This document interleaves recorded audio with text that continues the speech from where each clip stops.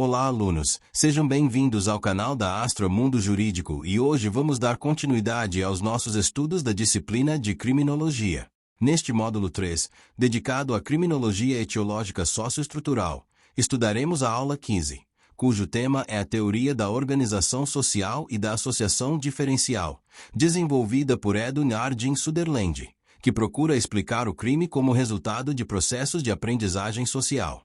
Nas aulas anteriores, estudamos as teorias da anomia, as teorias ecológicas e a teoria da desorganização social. Vimos que diversos autores procuraram demonstrar como fatores sociais e comunitários influenciam o comportamento humano. Agora, veremos uma teoria que revolucionou os estudos criminológicos ao afirmar que o comportamento criminoso é aprendido da mesma forma que qualquer outro comportamento humano. Edwin H. Sutherland foi um importante sociólogo norte-americano e um dos maiores criminólogos do século XX. Insatisfeito com as explicações biológicas e psicológicas da criminalidade, Sutherland procurou demonstrar que o crime não é resultado de características inatas, mas de um processo de aprendizagem que ocorre por meio das relações sociais. Sua teoria ficou conhecida como teoria da associação diferencial. Segundo Sutherland, ninguém nasce criminoso.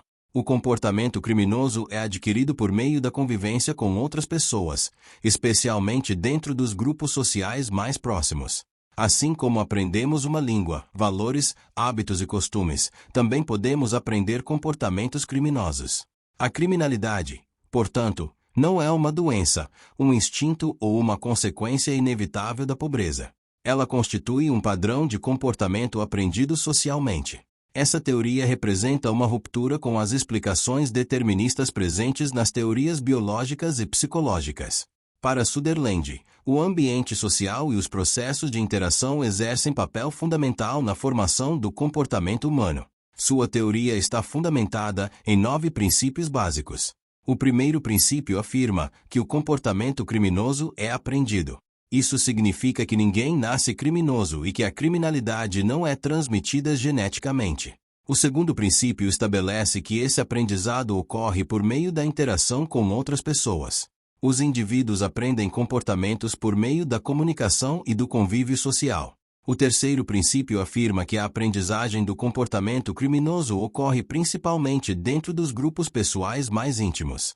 Família, amigos, colegas e grupos de convivência exercem influência muito maior do que meios impessoais de comunicação. Embora a televisão, a internet e outros meios possam influenciar comportamentos, a aprendizagem mais significativa ocorre por meio das relações pessoais. O quarto princípio estabelece que o aprendizado do comportamento criminoso envolve tanto as técnicas para a prática dos delitos quanto as motivações, justificativas e racionalizações que sustentam essas condutas. Assim, o indivíduo aprende não apenas como cometer um crime, mas também aprende valores e argumentos que justificam esse comportamento. Por exemplo, uma pessoa pode aprender a considerar determinadas condutas ilícitas como normais ou aceitáveis em seu grupo social. O quinto princípio afirma que as motivações e os impulsos criminosos são aprendidos por meio da interpretação favorável ou desfavorável das normas jurídicas. Em outras palavras, algumas pessoas desenvolvem definições favoráveis à violação das leis, enquanto outras assimilam valores voltados ao respeito às normas. O sexto princípio constitui o núcleo central da teoria da associação diferencial. Segundo Sutherland, uma pessoa torna-se delinquente quando as definições favoráveis à violação da lei superam as definições desfavoráveis. Isso significa que, quando o indivíduo está mais exposto a pessoas e grupos que justificam ou incentivam comportamentos criminosos, aumenta a probabilidade de que ele também adote essas condutas. Por exemplo, um jovem que cresce em ambiente onde a prática de crimes é vista como algo comum ou até mesmo admirável tende a ser mais influenciado por essas definições favoráveis ao delito. Já indivíduos expostos predominantemente a valores voltados para o respeito às normas terão maior probabilidade de desenvolver comportamentos conformes ao direito. O sétimo princípio estabelece que as associações diferenciais variam em frequência, duração, prioridade e intensidade. A frequência diz respeito ao número de contatos que o indivíduo possui com determinados grupos. A duração refere-se ao tempo em que essas relações são mantidas. A prioridade está relacionada ao momento da vida em que ocorre a influência, especialmente durante a infância e adolescência. A intensidade refere-se à importância emocional atribuída às pessoas que exercem influência sobre o indivíduo. Quanto mais frequentes, duradouras, precoces e intensas forem as relações com pessoas favoráveis à criminalidade, maior será a probabilidade de aprendizado do comportamento criminoso. O 8º princípio afirma que o processo de aprendizagem da criminalidade utiliza os mesmos mecanismos envolvidos em qualquer outro tipo de aprendizagem. Não existe um processo especial ou exclusivo para aprender a delinquir. Os mesmos mecanismos psicológicos e sociais responsáveis pela aprendizagem de comportamentos lícitos também atuam na formação dos comportamentos ilícitos.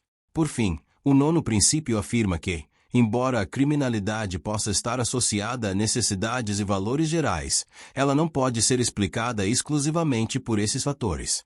Isso ocorre porque necessidades econômicas, desejos de prestígio e ambições pessoais são compartilhados tanto por criminosos quanto por pessoas que respeitam as leis.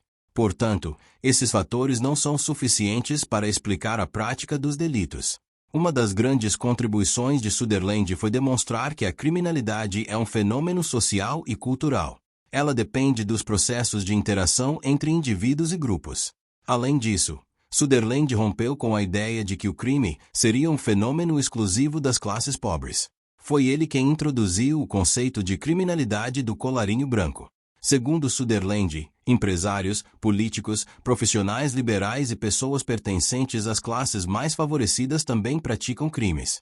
Esses delitos, conhecidos como crimes de colarinho branco, incluem fraudes financeiras, corrupção, crimes empresariais, sonegação fiscal e diversos outros ilícitos praticados no exercício das atividades profissionais. Essa contribuição representou uma verdadeira revolução na criminologia. Até então, a maioria dos estudos concentrava-se nos crimes praticados pelas classes mais pobres. Sutherland demonstrou que a criminalidade está presente em todos os grupos sociais e que os indivíduos pertencentes às elites econômicas também aprendem comportamentos ilícitos dentro dos ambientes profissionais e empresariais em que atuam. Assim como um jovem pode aprender práticas criminosas em uma gangue, um executivo pode aprender práticas fraudulentas dentro de determinada organização empresarial. Dessa forma, a associação diferencial aplica-se tanto aos crimes comuns quanto aos crimes econômicos e financeiros. As ideias de Sutherland influenciaram profundamente o desenvolvimento da criminologia contemporânea. Suas contribuições serviram de base para outras teorias da aprendizagem social, especialmente os estudos desenvolvidos por Ronald Akers. Akers ampliou a teoria da associação diferencial ao incorporar conceitos da psicologia comportamental, destacando o papel dos reforços e das recompensas na manutenção dos comportamentos criminosos. Entretanto, a teoria de Sutherland também recebeu críticas. Uma das principais críticas refere-se à dificuldade de medir objetivamente as definições favoráveis e desfavoráveis à violação das normas. Outra crítica diz respeito ao fato de que a teoria não explica adequadamente os primeiros comportamentos criminosos dentro de determinado grupo. Se todo comportamento criminoso é aprendido, surge a pergunta: quem foi o primeiro a ensinar? Além disso, alguns autores sustentam que a teoria atribui importância excessiva às relações interpessoais, deixando em segundo plano fatores econômicos, psicológicos e estruturais.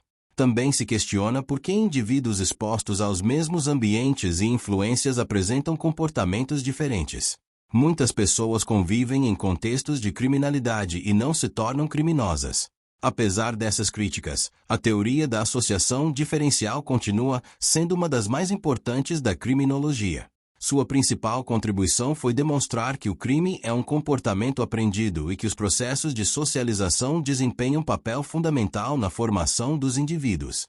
Atualmente, estudos sobre gangues, organizações criminosas, criminalidade empresarial e violência juvenil continuam sendo influenciados pelas ideias de Sutherland.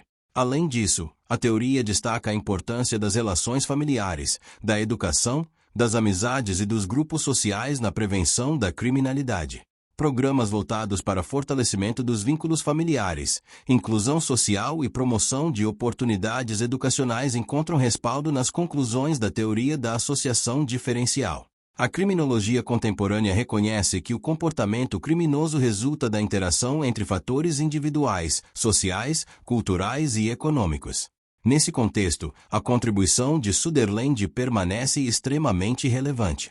Portanto, podemos concluir que a teoria da associação diferencial desenvolvida por Edwin H. Sutherland procura explicar a criminalidade como resultado de processos de aprendizagem social. Segundo essa teoria, ninguém nasce criminoso. O comportamento criminoso é aprendido por meio das relações interpessoais, especialmente nos grupos mais próximos, sendo influenciado pela frequência, duração, prioridade e intensidade dessas associações. Além disso, Sutherland demonstrou que a criminalidade não é exclusiva das classes mais pobres, introduzindo o conceito de criminalidade do colarinho branco. Suas contribuições revolucionaram a criminologia e continuam influenciando os estudos contemporâneos sobre violência, socialização e comportamento desviante. Na próxima aula, concluiremos este módulo estudando as teorias subculturais e as contribuições de Clovard e Olin, analisando o crime como expressão dos conflitos entre diferentes subculturas existentes na sociedade.